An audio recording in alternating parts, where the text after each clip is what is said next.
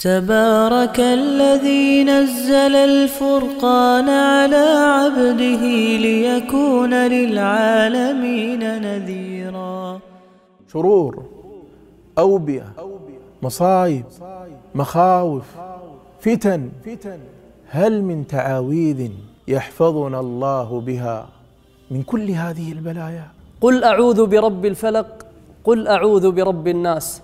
قال النبي صلى الله عليه وسلم: ما تعوذ متعوذ بمثلهما فلا تنساها ولا تبت حتى تقرأها، فليس في القرآن حصن نتعوذ به أعظم من المعوذتين.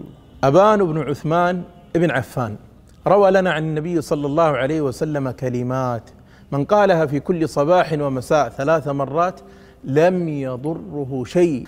بسم الله الذي لا يضر مع اسمه شيء في الأرض ولا في السماء وهو السميع العليم. في يوم من الأيام أصبح أبان راوي الحديث وقد أصابه مرض الفالج. الرجل الذي سمع من أبان الحديث جعل ينظر إليه، فقال له أبان: لم تنظر إلي؟ والله ما كذبت على رسول الله صلى الله عليه وسلم، لكني أصبحت في ذلك اليوم ونسيت أن أقولها ليجري علي قدر الله. فإذا أردت حفظ الله فلا تغفل عن ذكر الله. قل من يكلؤكم بالليل والنهار من الرحمن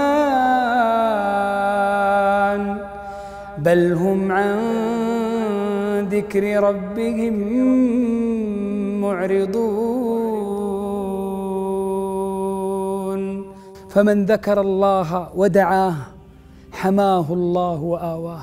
جهاتك الست لا يحفظك فيها إلا الله، فداوم على ما داوم عليه النبي صلى الله عليه وسلم في كل صباح ومساء: اللهم احفظني من بين يدي ومن خلفي وعن يميني وعن شمالي ومن فوقي، وأعوذ بعظمتك أن أغتال من تحتي. وإن آويت إلى فراشك فقل: اللهم إن أمسكت نفسي فارحمها، وإن أرسلتها فاحفظها بما تحفظ به عبادك الصالحين. تبارك الذي نزل الفرقان على عبده ليكون للعالمين نذيرا.